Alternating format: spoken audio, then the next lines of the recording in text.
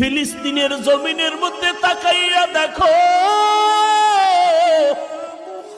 মায়ের সামনে সন্তানকে জবাই করা হয়, সন্তানের সামনে মাকে হত্যা করা হয়। রে যুবক, পানি পানি বলে চিৎকার দেয়, পানি নাই, চিকিৎসা নাই, কোনো খানার আয়োজন নাই।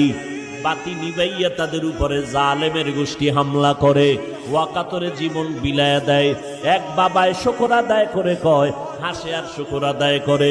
একজনে প্রশ্ন করলো সাংবাদিক, এই ফিলিস্তিনের মুসলমান, তুমি হাসো কেন বিপদের সময়? কয় আমার কপাল ভালো।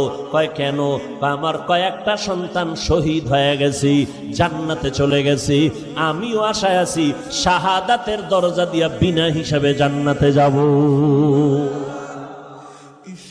এরে নবীর উম্মতের দল, তুমি যদি নেতার জন্য জীবন দিতে পারো, তুমি যদি দলের জন্য জীবন দিতে পারো, যারা আমার মাওলার আশিক, যারা আমার মদিনাওয়ালা নবীর আশিক, ওরা কেন নবীর জন্য জীবন দিবে না?